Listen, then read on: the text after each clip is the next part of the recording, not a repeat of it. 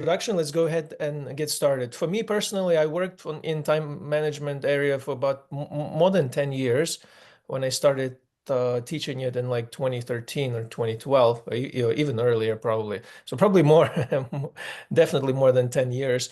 And over time, I have encountered, a lot of these topics, goal setting, things like that. And with time, I've developed something that I call now their personal change management system that relates closely to goal setting, but is identifying right. It's a systematic way to think about what are the barriers to change. Because goal setting, we heard about it. We can set a goal. We can pursue it. There are systems to help us, but there are other underlying issues on a personal level that make it harder to just set a goal and just achieve it. So Oboard works with the company level things, departmental level things, team level efforts, right? To combine our efforts to achieve goals. But at the end of the day, it all leans on individual performance, leans on us, on people, and with a person, with an individuality, with our challenges. It's actually sometimes it's not as simple as just setting a goal and going after it. And we get frustrated, we get demotivated, we lose focus. Sometimes we get Victor posted today on LinkedIn about the memes. You go look up one meme online and you get there are all sorts of things that are out there to make sure that we don't succeed. So there is an attempt to have a framework that helps you think about change in a more systematic and careful way. So today, I hope you get at least one insight that will significantly and positively impact your thinking about your goals, what you want to achieve, and even what goals you want to set. So that's a brief introduction. Let's get started. So the change challenge, or the goal setting or change challenge, I'll be using some of these interchangeably, right? We want to go from some current state to some desired state in the future. The problem is that 70% of all company level change initiatives fail. That's a statistic from what we know, what we do research on. For individuals, it's even higher. About 85% of individuals fail to make changes that they actually desire to make after setting goals and after doing everything. And even in cases when your life is at stake, like people need to lose weight, for instance, because that helps them with the blood sugar and it can really save their life, it's hard to make it in those cases. People that are with other health conditions, maybe you need to stop smoking, you need to do other things. So they're health related, they're personal goal related, they're family related. I need to change how I relate to my spouse to make sure the relationship is successful. There's all of these things, and all of them are, of course, really complex. But there are many driving factors that lead to this aggregated statistic that most of our individual change efforts actually fail. So it's similar to entrepreneurship. Only 10% of companies probably survive a few years after launch, and even less really survive and thrive. So this is a setup for what we're talking about. It's challenging to change. It's challenging to grow. It's challenging to to achieve our goals. In today's session, we're looking at four core pillars, which I think will be helpful to you and have been definitely helpful to me when we think about personal change. And I designed an acronym around it, DARE, and I think actually my students, when I pitched the idea original to my students, they said, Yuri, you need to come up with a good acronym. So I changed things around and I came up with an acronym. So Victor was a part of that group. I showed them a 1 minute pitch about this idea. They said, Yuri, you need a good acronym. So here it is, there, right? So direction, attitude, relationship, and execution. I believe there are at least these four fundamental core areas. When you are attempting to change or to set a goal, you will be faced with one of those broader categories. And it's not obvious, I think, to me, for sure, and hopefully to you, that sometimes it will not be that obvious which area you need to focus on or where your performance is struggling. You might think it's an execution, but it might be in your attitude area. You might think you have a clear mission and vision, but then you go back to the drawing board, you realize I'm lacking energy there. So today we will do four things. The system is broader, the model is bigger. We'll do one thing in each of the areas. So you see what my goal for today is to help you align your personal mission, align with your personal mission to increase clarity and motivation. Number two, to increase your agency by practicing choosing different attitudes, to identify gaps in mentoring, relationships, and reflect a little bit on the broad scope of personal effectiveness techniques, systems, tools, and maybe select one of them. Couple important things. Number one, one of these areas, D, A, R, or E, will be most significant to you. They're likely to have disproportionate impact on your performance. So think about it as we keep reviewing, talking about this. Where is it? Where is that pocket of opportunity that you have that you need to set a goal and dive deeper in that area? Number two, only you can really correctly identify the barrier to change. It's hard, but a good consultant and a good coach or a good mentor usually allows you to dig within you to find that area. And it's hard for me to tell you that, different people have in different areas. After a long time and a long and hard look at my things, I was working a little bit on my attitude and on my direction. And then I realized my major gaps are actually not in those two. It's in execution. I lack some executive skills and I need to reinforce some of them. And once you tap into that, you see a boost. You see a real difference in your life, in your satisfaction, in your fulfillment. Number three, experimentation and adaptation is the way, to quote a famous movie. Like there's no way to really commit to something and stick with it and not change. You need to try something. If it works, it works. You build on it. If it doesn't work, you discard it. So this is where we are. These are the four pillars, and these are the four things I'm trying to achieve with you. We will start with a little assessment of where you are. Then we will reflect to prime us for the work. Then we'll review their system as a holistic perspective. We'll go through all of our steps, and the homework is creating a personalized change plan. So hopefully we reach that time and we have a time to review so you are prepared for that. Let's do a little reflection, and I would like you to drop a note in the chat. So why do you think 70 to 85% of change initiatives fail? These are staggering statistics. Why do you think they fail? So let's have a reflection question. If you drop it in the chat, I'll read it out. Why do you think that's such a staggering? Dmitro wrote, we're lazy. All right. Again, as an economist, I can tell you, right? We just try to be as efficient as we can to do the most with the least amount of energy, which can be perceived as laziness sometimes. And we are lazy also. Sometimes we don't want to do things. Lack of focus, right? So sometimes you have a goal, maybe you're not focus is key. Yeah, focus is so powerful in many areas. Remember when we were kids, I don't know if you did it, I would burn a bench in my yard where I played. You need to get a lupa, right? The magnifying glass, and it only burns because it focuses energy, right? So sometimes we lack focus. The problem statement is not clear. Yeah, Mehdi, right? That's very problem, right? If you're not clear what you're working on, what your outcome is, it's extremely hard to work. So yes, that has been identified by many, many people as the key area. Yeah. Now I've heard that when we talk a lot about projects, it already satisfies us as if we had accomplished, right? If you just discuss a lot what you plan to do, sometimes you think, okay, the work is done. Yeah, so this is a lack of outcome orientation, right? So a sense in which we think activity substitutes for outcome, which it doesn't. Bad estimation, overcommitment, low delivery, right? No execution plan, right? So maybe no execution plan, maybe no follow-up. Maybe you have a plan and there's no follow-up, right? Many, many levels, right? So this is a very interesting, very good conversation. What do you think would be for you now personally, going on a personal level? Take a minute, and you don't have to put it in the chat. Maybe open a file where you are. What do you think are your main barriers to change? If you attempted to significantly improve how you're fulfilled with your work, maybe your productivity, maybe some other goal, maybe it's a personal personal goal.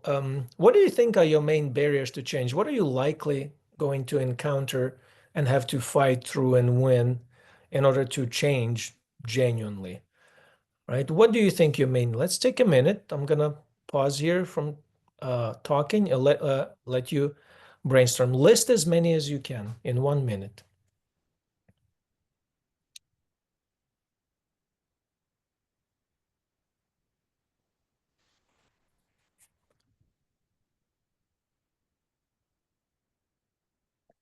Don't stop on the first 5 or 6. Usually some of the best answers come at the end of your brainstorming exercise. What do you think are your main barriers to change are?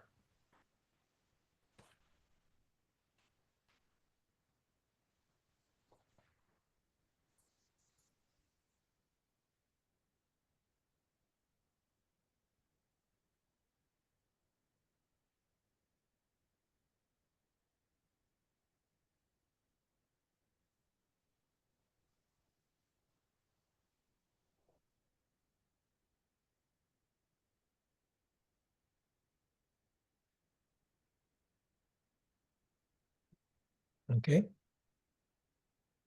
1 minute is done. Keep that list. We will have other exercises. We will have a chance to talk in groups. We need to keep the pace. If you're willing to share, I would love to see it in the chat. So if you drop it in the chat, but this is very personal. So I understand this is not something I want to force you to put in the chat. For many of us, we'll discover something that maybe we're not quite happy about. There's some barriers I need to overcome, all right, that maybe it's more personal work. But since you listed them, keep them throughout this talk, keep adding. If you basically we're trying to identify a problem. That's something we mentioned in chat. If you identify what exactly is the problem, what is the exact barrier, then you can actually tackle that. If you're fighting with a barrier that's non-existent or is stemming from something else, right? Like you're trying to wake up in the morning, but you go to bed very late every night, and you're trying to fight to wake up in the morning, but actually you need to go to bed earlier, not to. There are sometimes our efforts are misplaced. So please keep that in mind. There are slides like this. I'm gonna just spend 5 seconds on them to have you glance. I wanted to keep the slide deck valuable to you. We'll post it for all participants. They're named as bonus slide, and I'll just be skipping them for the sake of time because there's other important content. So this is one of those slides. Once you get the slide deck after the presentation, you'll be able to review those bonus slides. The next bonus slide is the common barriers to change. These are research backed. So if you want to look at them, that will be also, I think, extremely helpful to you. With this system, there are basically I base these 4 areas in the 4 critical research-based findings. Number 1, direction for the personal goal setting, where you're headed, is extremely important. That is the kind of goal you cannot be underestimated. Especially, I want to remind you, you probably already know this, that the kind of goal you set determines the kind of person you become. So it's not just about goal setting. It's about the type of life you want to live and the kind of person you will have to become to achieve the goal you set in front of you. So direction is of utmost importance. If we make an error there, then we arrive at the end of our life not quite happy with how it went. Number 2, attitude. Most goal setting exercises, right? We set goals and we think, it's a technical problem, but it's not a technical problem. Most of the time, most change challenges are adaptive in nature. And what we call an adaptive problem, we mean that it requires internal transformation, internal growth. Basically, you cannot achieve it with the current level of attitude, with the current resources, and with the current way of functioning. That's why for the personal change goals and the personal change management, it's important to know that most of them are adaptive in nature, which means they require adaptive solutions and not technical solutions. Number 3, change does not happen in isolation. Sometimes we forget that. You can't change. You don't appear in this world alone. We don't work on things alone. you don't change alone. You don't grow alone. You don't find happiness alone. You don't run companies alone. You don't lead alone. You just life is not just like that. Fundamentally, most people that are really struggling and can sometimes forget, maybe this is the area for you or me. I look at my life and I realize I'm trying really hard. I can't achieve bits because I'm trying alone. Yeah, just we are simply not designed to function that way. Societies don't function like that. Companies don't, no one functions like that. Number four, effective execution is a skill. Most of us think that I'm just not good at it and that's it. No, well, fixed mindset. That's it. I'm not good at it. Now, it is a skill. It's a skill. If it's a skill, it can be learned. And if it can be learned, it can be deliberately practiced and learned upon and improved upon. Execution is fundamental to anything we do. At the end of the day, the rubber has to meet the road and we have to do something, produce something, deliver to a client, and it can be skilled. So this is important. So in these four areas, these are research-based areas. So as you're reviewing your list, where are your areas? What goals are you setting? Think about where is the likely pressure for you, right? Which area you can already see, hey, I really need to grow in my attitude. I mean, I really need to change internally, which is a hard work, and there are ways to do that. Maybe you say it's execution, like I just need to get that skill, and you will see your life will change, not in an instant, but pretty quickly once you start leaning into gaining that skill. Here's a complete framework for you to see. Pillar one, uh, direction again, right? Change starts with a clear direction. Pillar two, attitude. Change requires internal transformation. Pillar three, relationship. Change just simply does not happen in isolation. Pillar four, execution. Change is a developmental process, and execution is something you can learn, and it's a process, and it should be treated as such, not as an event, as a process. There are three sub areas where I'm working on and developing. Today, we are looking only, of course, in this presentation, we can't cover everything. And even what I'm covering in this first line, this first bullet point of each areas is still even not a complete set of what I'm working on. So in the future, this will be developed into more extensive workshop. But at least you see where we're headed, what's the map, what's the area, and what's the map for today. My favorite quote from here, if you love quotes, you can look at the bottom. Before we transition and start really doing the hard work of thinking and reflecting and talking, I love the bottom left quote about the direction. I think it speaks volume. I don't know who quoted that, so if you know, please let me know. Don't double your speed if you're unsure about the direction. I just fundamentally, I just love this quote. I have caught myself so many times doubling my speed when I should have been slowing down and thinking about, is this the area I need to apply myself? Is this what I'm responsible for at my company? Is this what I need to focus on in my family, and so on, right? So I collected some quotes to encapsulate all of these pillars. So I hope you're starting to get a sense what their framework is and how goal setting relates to this. We will need to set a goal in a proper area, and we need to understand the adaptive nature of that goal, most likely. And hopefully that's where we deliver most of the impact. Let's assess where you are one more time. You already had the areas that you mentioned. This is a simple visual. I just want you to, on a piece of paper or where you're working, there are 4 statements there. And genuinely be brutally honest with yourself. There's no need to hide this information from yourself, and you will not have to post it in the chat unless you want to. Respond to those statements with with the proper scores. You see the battery is very low; it's a half. The battery is really, you are fully sort of empowered in that area. Then it's a full battery of 5. And I suggest that we do something like this. You can multiply. I believe these are multiplicative. I know some of you would say, Yuriy, maybe they're additive, or maybe they're partly multiplicative, or some sort of more complex relationship. Let's imagine we multiply them and get our total score. Assess yourself where you're currently in each of those 4 areas. I'm going to read them quickly, and you just do the first score that pops into your mind. I have a strong sense of purpose, high levels of personal motivation, and clear personal development goals. How strongly do you agree with this statement? Put a number. Number two. Number two is pretty deep, and don't wait, just go with your gut reaction. That's the best score. I have deep self-awareness about my core values, beliefs, attitudes, and patterns of behavior. This also includes understanding your own identity, self-formation, self-regulation process. So this is a deeper question. We can't dive into it today, but assess to the best of your ability based on this statement. Number three, I intentionally cultivate the relationships and successfully shape external environments to support the change I seek to achieve. How strongly do you agree?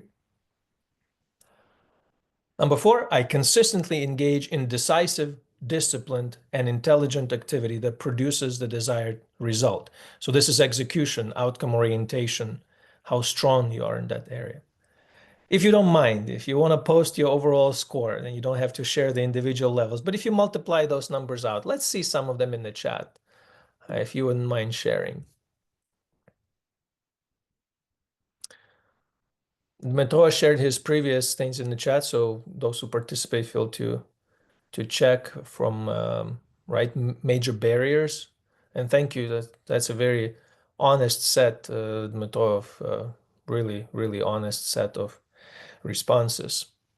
And a lot of us, if we are honest, we will probably admit to very similar things, even though we are accomplished professionals in our area with decades of experience. Dmitro, 12. Mehdi, 27. Victor, 15. Nathan, 12, right? So these averages tell me that probably one of the areas is significantly suffering, like a half, which cuts your score from 30 probably, where it would have been to 15, what we see on the screen as scenario one. Probably one area is really strong, and probably the other one or two areas are in the middle.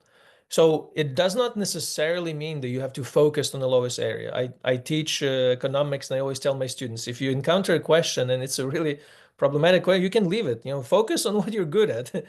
But so you will have to decide, do I need to focus on the weakest area, or I can outsource it or supplement it somehow and focus on the second weakest, or do I really need to reinforce my strongest area or lean into it? This is just an assessment tool. It's not a signal, hey, you must work on your weakest area. I don't practice working on my weakest areas. I think I try to lean in my strongest areas and see, can I compensate and can I outsource the weakest? But you can have your own strategy, but I hope this gives you a sense. Irina, 48. Irina is a senior program manager, and she is the most efficient executive person I have worked with in my life. Whenever I send something to Ira, it just gets done. So Ira, next time you are leading this workshop. Okay, 48. Let's move on. So I hope now, thank you so much for sharing. This is very valuable. And you can think of your desired state here as well. So let's dive into each of the pillars. And I hope that within one of them, I always attempt in the presentations, workshops, teaching, if I can make one dent in your thinking or plant one idea or deliver one valuable new insight. That's what when I read a book, I'm like, what's one valuable new insight? If I can get one in, that's a success. I mean, 2 or 3, that's like, wow. But if I can get one, so hopefully across these 4, you get one. Personal mission statement. Life is never made unbearable by circumstances, only by the lack of, right, meaning and purpose. Viktor Frankl, very powerful thing. Your personal mission statement helps you with the following things. It answers the questions: who you are, what do you do, why do you do it? It helps you align you with your core values. It points you in the direction you have to go. It taps in a very deep personal meaning and purpose. This is a must. Fundamentally, at the end of the day, the test is very simple. Does my mission statement, do I fully buy into this? And does it give me energy to execute today and tomorrow? I'm a teacher by calling and by profession. And I know when I'm in the classroom, this is it. I feel like this is my mission. This is I can work endless hours on prepping for workshops, teaching, reading. I can work endless hours, genuinely. Like the moment I start branching out from teaching, it's like it's harder for me. But in my mission, I mean, this area is very strong for me. I have over years refined it. I just feel a very strong and deep connection to what I do professionally and personally, but it was not like that before. It took me some time. So the test is the energy. I think at the end of the day, everything, if you're aligned and you're genuinely bought in, it's the energy. Think about this. There's three questions. What do you love to do the most where you forget yourself? What gives you a sense of deep and lasting fulfillment? Probably very, very important. And what positive impact have you had on others so far? So think about this. This is your individual work. Maybe answer somewhere in the file where you're working. Drop it in the chat. I get in a flow state when I feel most fulfilled when others positively commented on XYZ. Drop it in the chat. I would really love to hear from you. Have you really tapped into your mission, or do you feel like some of these areas as you will write them, you'll realize you're just slightly misaligned or significantly misaligned from your core personal mission. And setting goals in opposition to your mission is no way to move forward. It will be hard.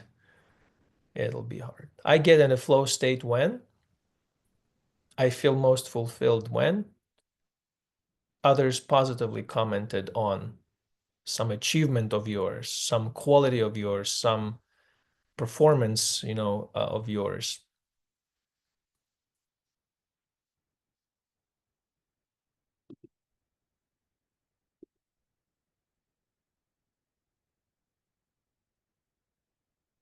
I mean, I'm in the flow state. When I prep some content, I read some new things. Yeah, I can do that nonstop. I mean, almost nonstop.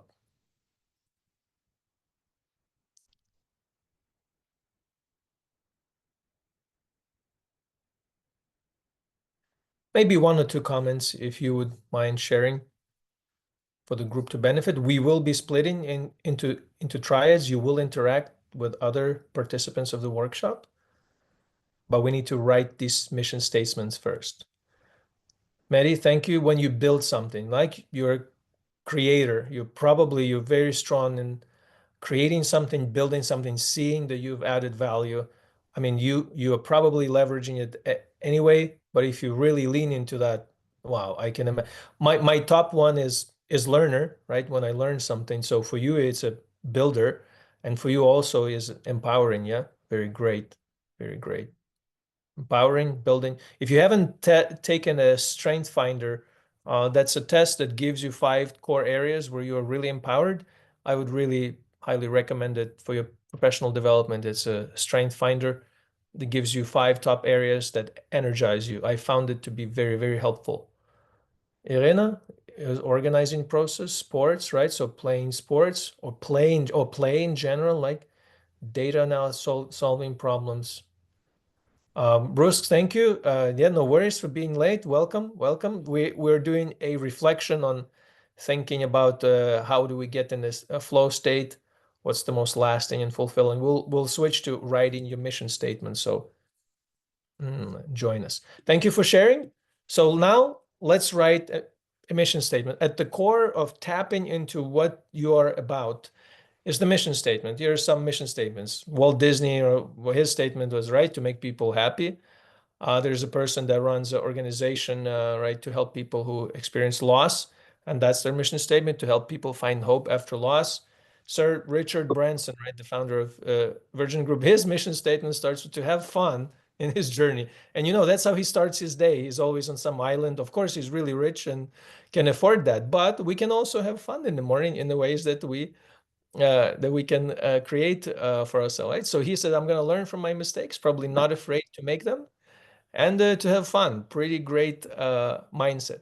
Here is the template that I'll try to expedite your mission statement. You can just write the outcome. Like someone says, my mission is to save lives. You can write an outcome and a beneficiary. So for Tesla, it's to accelerate world's transition to sustainable energy. Probably Elon Musk is passionate about, maybe working on that, but company has that mission statement. It can be activity, right? And some other comments on the mission, like maybe values, to lead with passion, excellence, and integrity. Maybe this really energizes you. It can be all of it together, activity, outcome, beneficiary, and your values, right? To create visual stories that educate, entertain, and inspire change in young adults around the world. Whatever it is, these are just a few examples. The main thing that you tap into your mission. Don't worry too much what others have written. I want you, if you have never drafted your mission statement, this is first time for you, try to draft these four. A simple pattern. You either write an outcome you want to achieve, or an outcome and who will benefit from it, or an activity you will do, maybe undergirded by your personal values, or activity, outcome, beneficiary, everything together. So I'll let you see this one more time. These are some samples. All right. So very simple, doesn't have to be complex. Remember, it just has to give you enough energy. It has to pass that energy test. Does it really motivate you? So let's stop here. We'll take a good minute.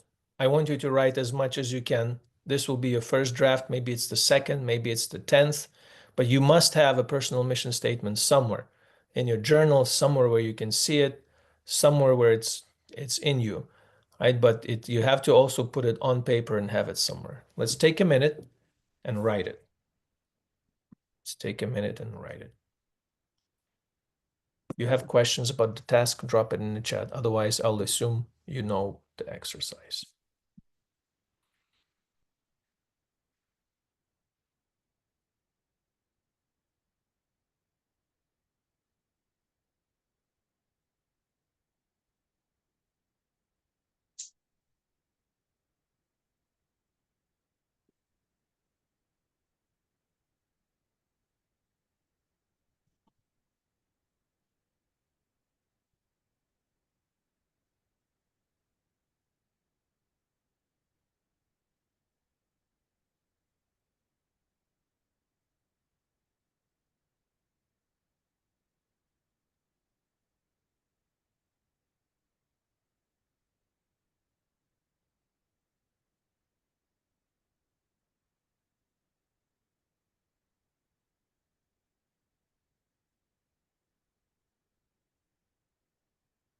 Okay, 1 minute is up. I know we're moving fast, but I know for many of you, you need to be in different areas. So I want to make sure we cover as broadly as we can. So we'll have to keep the pace. I would like to have you talk in groups. Now you have identified some of these things. My question to you is just be brutally honest with yourself and just ask yourself, does this mission really pass the energy test? Am I excited about this? Is this really my mission, or is it something that someone told me I should focus on, or my parents told me, or society tells me? Like, this is a must. Like, if your mission doesn't pass the energy test, it's not good. It's not for you. It's probably not yours. It's probably something you want to be, but you don't really want to be. There's so many ways for this to go wrong, but it has to tap in something deep within you that you really love. And so does your statement pass the energy test? So does it pass it or not? Drop it in the chat, yes or no. Yes or no. So it's just fundamentally very simple question. Yes or no. Does it pass the energy test or no? Right? Yes, mostly no. Yes, yes, yes. So 5 no's. Sometimes no, right? I don't know. Right? So we at least, it looks like, thank you for sharing. It looks like we have some room to grow. But if it passes, then this area you might be strong in. If it doesn't, then yes, you probably need to look into it. Let's move on. Number 2, attitude. This is probably one of the most deepest discussions we could have. I'll try to go fast. We can't, this is just not the format for this conversation. Carl Dweck has done some research on mindsets. So one way to slice the attitude thing, it's a very huge conversation. Let's just focus on mindsets. And Carol Dweck is a psychologist, well known. She published the book Mindset. If you haven't read it, highly recommend it. She says, there's basically, 2 major mindsets or attitudes toward life: fixed and growth mindset. When you enter that mindset, it's like entering a new world. You see things differently, you experience things differently, you feel about what's happening to you differently, you execute differently, you act differently, you get different results, period. Entering a new mindset it's a fundamentally new experience. I'll try to introduce you to this today as the best of I can. Here's one way to introduce it to you. This is a famous comic. So we have here Kevin and Susan. Let me read you this thing. Kevin is coming and says, "Hey, what are you doing homework?" And Susan's saying, "I wasn't sure I understood this chapter, so I reviewed my notes from the last chapter, and now I'm reading this." You do all that work? She says, well, now I understand it. Huh, I used to think you were smart. So, what do you think is the difference between the mindset of Kevin and Susan? If anyone wants to drop it in the chat, what's the difference in the mindset? What does Kevin think? So someone asked how to move from fixed to growth. We'll talk about this a little bit later. Thank you for the question, Bruce. But what do you think is the fundamental difference between Kevin and Susan? What is Kevin tapping into it here? What did he think about Susan? What is he sort of rebelling against? You can say it, or you can talk in the chat. Different attitudes? How so? How is the different attitude? So what's Susan's attitude? What's Kevin's attitude? You can unmute and share. Yeah, I think, thank you. I think the difference is that Kevin thinks that you are smart just like by default, and Susan thinks you can be smart by like learning something, and that's the problem they have. Very big difference. Kevin thinks you're either smart or you're dumb. And the fact that you're doing homework or reading something means that you're dumb. Yeah. Because he thought that she's smart, which he thought, why do you even have to read if you're smart? That's a fixed mindset. That's at the core, a fixed mindset. Thinking that you're either smart or you're dumb and you can't do anything about it. Then why are you doing homework? Susan is like, well, now I read it. Now I understand it. Her mindset is, right? You can learn, you can develop your skill. I'm not smart or dumb. I can always grow and get smarter. Wherever I am, I can get better. There was a raising hand, Yuriy. Yes. Bruce, would you like to voice your question or comment? No, actually, I was commenting on the pictures, but I think the coach made it very clear because that's what I was trying to comment, that the guy has it black or white, either you're smart or dumb. And the other person who is using the previous chapter notes to at least get approach to the new chapter to learning, helping herself to understand the chapter better. Because if you read it well, she says the notes from the previous chapter. So yeah, it's like using the previous experience to develop the new ones. But he made that very more better than me. Yeah. That's why I raised my hand. Thank you. Thank you. Appreciate it. I saw that you lowered it, so I just kept moving. Yeah, but thank you for catching it, right? So this is the mindset check. I want you to check yourself now and see do you agree with these statements? Do you mostly agree or mostly disagree with this statement? So quickly glance at a few of them. I'll read number one. Your intelligence is something very basic about you, and you cannot change it very much. Number two, you can learn new things, but you can't really change how intelligent you are. Number three, no matter how much intelligence you have, you can always change it quite a bit. Number four, you can always substantially change how intelligent you are. You will see that 1 and 2 is a fixed mindset. If you agree with those, you're probably operating in a fixed mindset, which is very limiting to you. If 3 and 4, you mostly agree with, you're probably transition to a growth mindset, right? Do you think your dominant mindset based on your answers? Drop it in your chat and be honest again with yourself. I know for myself, I live a lot in fixed mindset and switch to growth, but there's a lot of that left in me. So that's that. So what is you think your dominant field? Do you relate more to statement 1 or 2 or statements 3 and 4? 1 or 2 is fixed, 3 and 4 is growth. Meto is living mostly or predominantly in a growth mindset. Great. Anya is in growth mindset. Medi, thank you. So this is great. So this might be the area where you really this group is stronger. So let me move at a little bit faster pace. I'm not going to slow it down here. In a review, you can review it. There are certain, you can check yourself if you are in that mindset by certain behaviors and activities, how you relate to challenges, to obstacles, how you view effort, how you handle criticism, and how you handle success of others. If you think your growth, you can check yourself and see, am I really handling myself like a growth mindset? So you can check these 5 sub areas of each mindset. I want to show you one exercise before we move to the next one. You can change your mindset, and for all of us, it will be helpful. And it's called perspective sometimes. Perspective is the art of representing two-dimensional objects, three-dimensional objects in a two-dimensional space. Perspective is also a particular attitude towards things. And my one of the person I work with, she's coaching me in some areas. You know, she always says, you know, there's more than one way to see the world, right? So there's always good perspective, joy and speed. Look at this. What do you see? Type it in the chat. What do you see? And look what other people say to make sure we're in the same way. What do you see?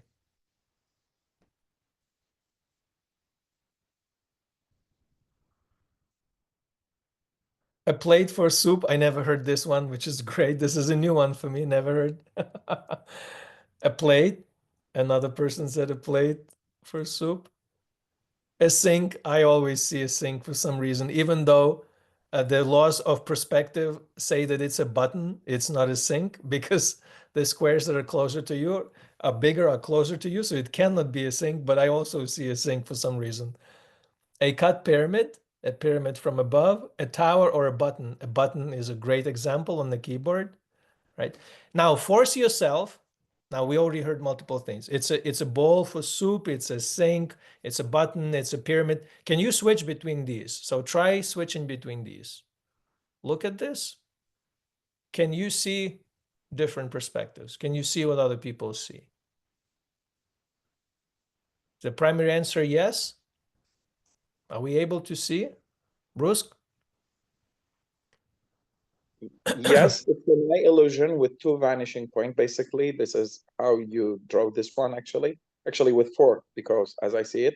But yes, you can even make the depth, either it is coming out or it is going deeper, like it's being inside. And you can manipulate with it with your brain at the way that you start looking for the lines. Where do you start to look? It will change, even if it is coming outside or going deep into inside as well. This is a great insight, right? Depending on where you look in the picture, if I look at the edges, I kind of see the sink. If I start looking at the top, I see that cut pyramid or a button. Now notice, all of us are looking at the same thing. Notice this is a 2D object and not 3D. Our brain creates a 3D object. And where your focus goes, that's how, you know, your perception changes. And then when someone says, oh, do you see also this thing? You're like, yeah, I can see this. This is how mindsets work. You can switch between them. I want you to now to try exercising this before we move to point 3.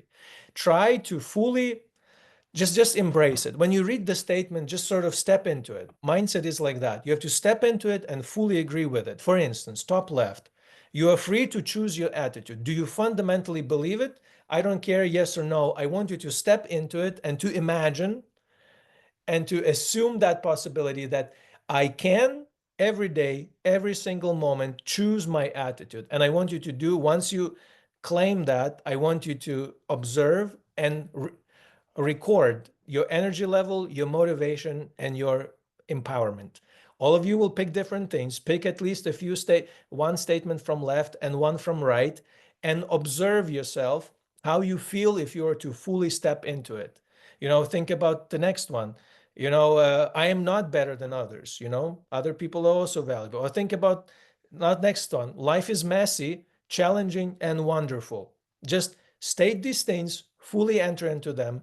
Take a piece of paper, you're on this computer screen, record how you feel your level of motivation, your level of energy, and your empowerment, what do these different mindsets put you in? Let's take a minute. I'll be quiet so you get to read it carefully and observe yourself, and then we will report to the group. 1 minute.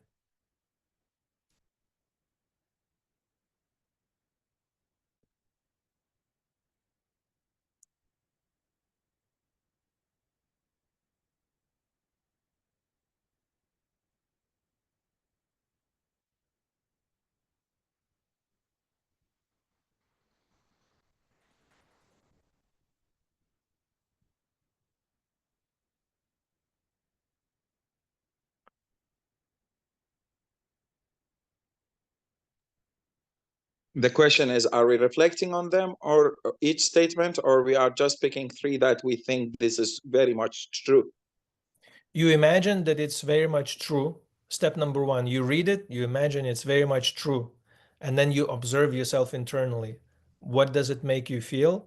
How is it empowering, and what's your level of energy if that thing is true? Okay, I think I'm done. Thank you.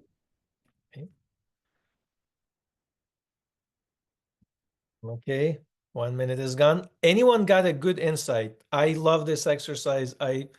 For me, it really works. I really want to hear does it work for you? Maybe someone else who hasn't spoken yet. Maybe Yehor, I see you have your camera up. Did it work for you? And Bruce, I'll take you also after someone else comments. Anyone would like to comment? I can comment here. Yeah, Yeah. maybe. Yeah, I feel that all of them are true and not true. So I don't really have I can't say each of them really motivates me. It's both, all of them are like, yeah. Okay. Yeah. Now, note the important note that I mentioned there. Even if some of those things are not true, you might find it helpful to believe that they are true. For instance, if you believe your attitude is you're free to choose it, or you feel like your attitude is a relatively fixed personality, there'll be debate for this for the upcoming decades and hundreds of years. Okay? I choose to believe that I am free to choose my attitude, period. I choose that. Okay. I feel correspondently, I act correspondently, and I'm able to tweak my attitude because I believe I can tweak it. So some of these things work because you fundamentally start with the point of believing that certain things work, and they do work.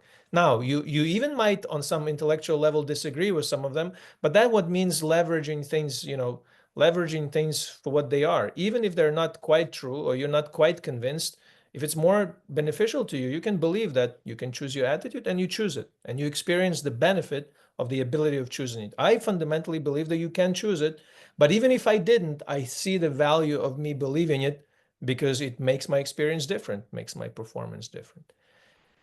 So I know this is very hard to do in the space of time we're doing, but this is how you change your attitude. You have to step into it. You have to embrace it, step into it, and you do feel, act, and experience outcomes that are different. So maybe for one of your goals is to go deeper, within your attitude. You see that you're lacking in that area. If you did that initial assessment and it's not in the area of your direction, but it's in the area of your attitude of deeper work, this might be something where you want to focus on. There are a few things here that are bonus slides. You'll be able to review them. There are other broader attitude checks about the world. There's also a summary. If you want to read this, is very helpful. A lot of this is research-based, so I think you will find that valuable. Mentoring relationships. Again, a very broad topic. What I want to do here is to help you identify maybe there are gaps in your levels of mentorship, and you are alone, trying to achieve things alone where you need actually help. I love this quote by Earl Nightingale: we live and learn by example. Like, I think this is fundamentally encapsulates how we function. I suggest to you today that there are 6 levels of mentoring relationship. You might disagree. There are other models. I know that. Let's stick with this as a way to move forward. There is role models. There are sponsors that provide resources and support. There are teachers where they provide knowledge and understanding in a subject area. There are experts that provide knowledge and understanding in functional areas. There are coaches that provide strategy, motivation, and help you with performance. And there are mentors. They are trusted counselors. They have wisdom. They have experience, kind of this usually quite intensive, this is a relationship that leaves an impact on you. Some of these are relatively passive, like number one, role models. You can read books, you can watch videos, they're just role models. Some of these are occasional interactions, like sponsors, teachers, and experts. We don't interact with them all of our life.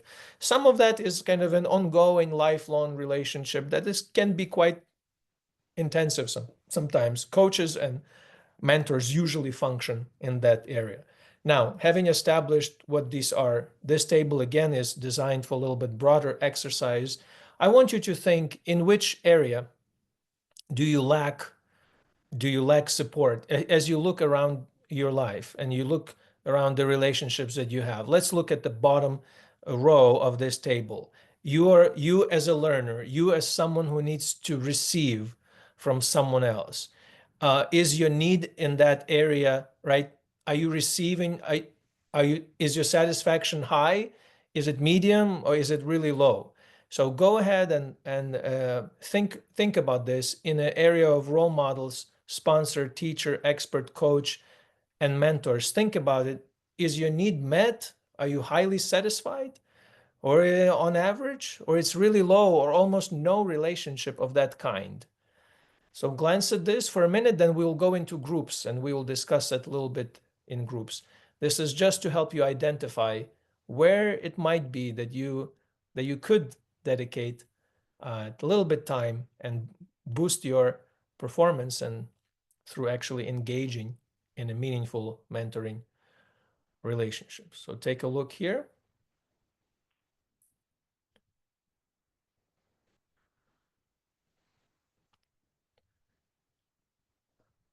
And again, for some of you, you might realize, I just really need an expert opinion, more of that. Or I really need a coach, and you need someone to bounce my ideas off. You might need a mentor, all right? Someone more senior in the same position as you, who has twice the experience or 3 times the experience. Maybe you just need a sponsor. You need someone who just has resources and support that does that function and supports you in those ways. As you have reflected on this, I would like to put us in a groups of 3. Let's do again and maybe do 5 minutes again. Question is very simple.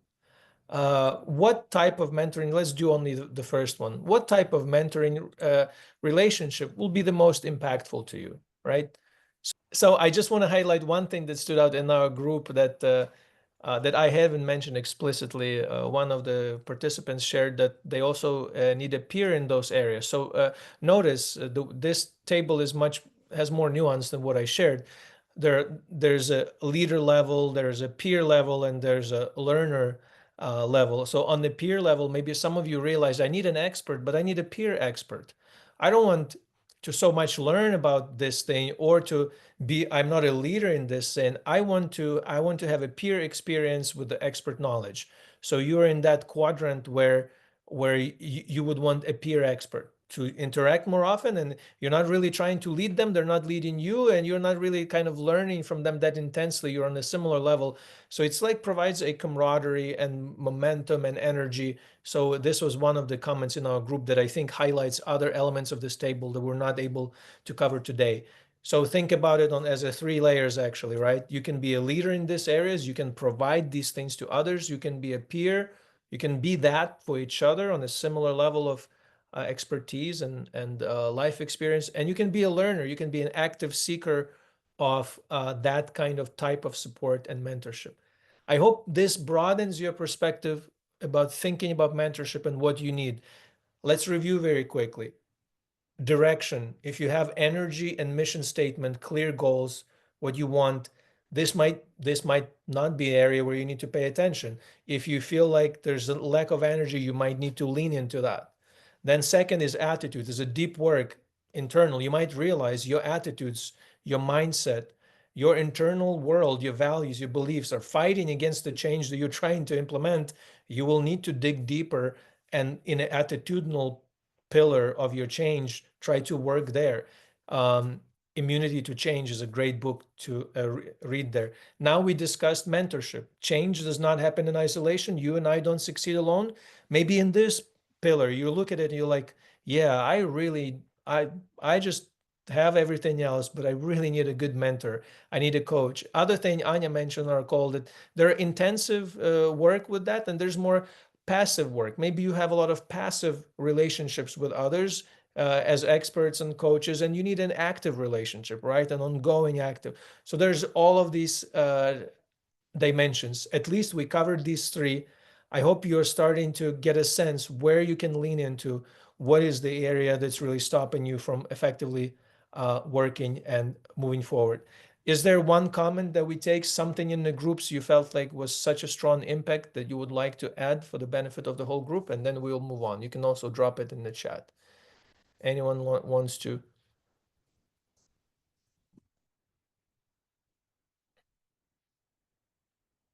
Rusk, go ahead, and then we move on to the next. Yes, it depends on at which stage the person is. If it's a new skill, let's assume, he will need to be taught, and he need that, and then after he gets the skill, he need to be coached to polish the skill, and after that he needs a mentor how to use it.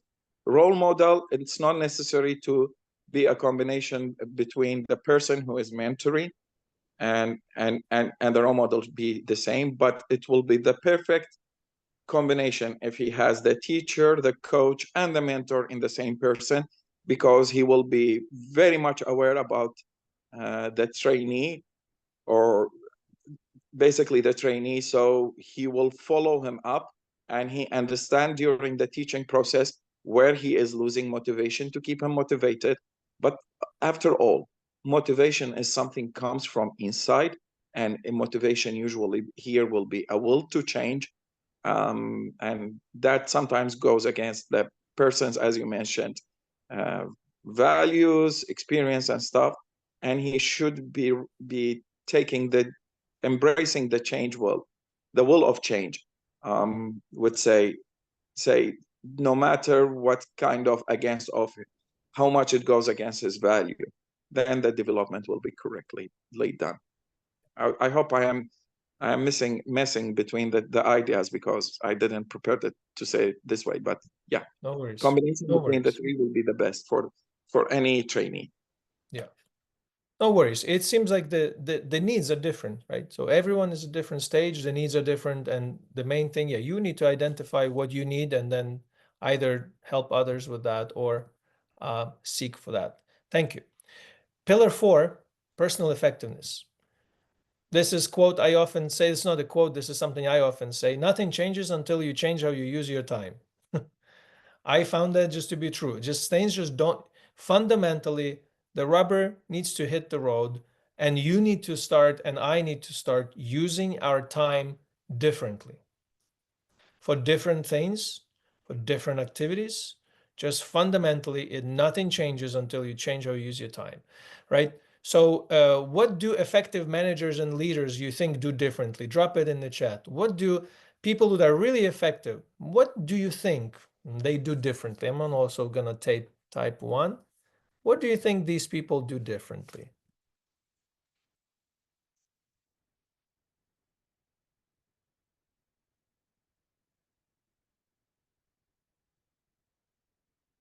Dmitro, say no to many unimportant things. Ira, say no. Yeah, this is one of my mantras too, so I teach that a lot. I wrote bias toward action, right? And I wrote it to Dmitro for some reason. And let me do to everyone.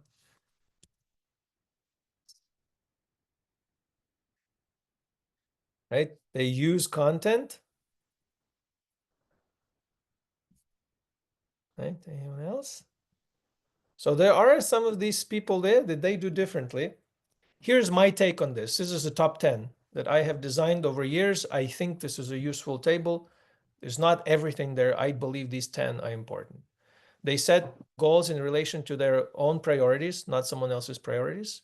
They maintain a daily focus time of 2 to 4 hours to complete top priority tasks. They say no to a lot of things. They solve problems with an intention to prevent reemergence. So they're system kind of people. They want to solve it once and not return to that problem tomorrow. Number 5, they primarily focus on outcome and not on activity. Number 6, they take full advantage of tools and systems that exist. They are decisive, number 7, or they have developed. They don't have to be decisive by nature. They can be decisive by training. They have developed robust decision-making skills. Number 8, they're aware of their strengths, supplement weaknesses and leverage strengths. They work well with others, right? They know how to, what collaboration is, what it takes to collaborate. And they give proper attentions to different areas of life, to have a balanced life. They care for family, they care for friends, they care for work. They know how to have imbalanced seasons and balanced seasons. Basically, they're a well-rounded person usually. These are 10 principles I believe I found helpful after 10 years of teaching time management and personal effectiveness. What stands out to you? Drop one in the chat, and I need everyone to participate because I want to focus on one area only. We don't have much time. We can't cover all of them. But what stands out to you as a top thing? You would say, yeah, I can see that. This would be very helpful. Just a number. 1 out of 10. Number 2, consistent daily focus time. Yehoah. Number 3. Number 5. Number 4. So different group, different group. Number 7. Okay, so very diverse set. Let me do this. I have prepared a few of these, overview of a few of this. I'll focus on one of them. I have prepared a review for 3, 5, 7, and 8. So it looks like 3 has appeared twice, 5 has appeared twice. So let me tackle 1. Let me tackle 3. I think this is probably, there are more conversations, but we'll close on this. Edwin Bliss, his book on time management, like 1967 or 1957, I don't know, like the oldest book. The oldest book I could find in the library on time management. And I love, on the first page of his book, he has a few suggestions, and this is one of them. He says, of all the time-saving techniques ever developed, perhaps the most effective is the frequent use of word no. I absolutely love that. It is true. Steve Jobs is known for that. That's his quote that he said, focusing on something, it's not about saying yes to some things. It's about saying no to thousands of things. So the focus is not about yes. The focus is about no. The focus and how the focus is implemented is about saying carefully no.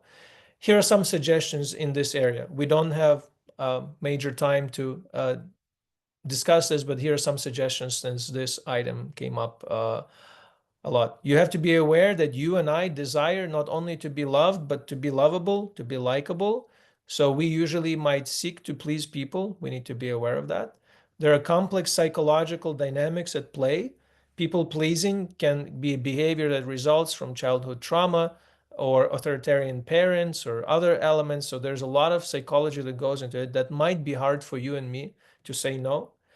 My suggestions are you have to give yourself permission to say no, and you can always come back to a person a little bit later, right? So the reality is our life is finite. You cannot keep saying yes. So if you come to terms of your life that it is finite, it will become easier to say no.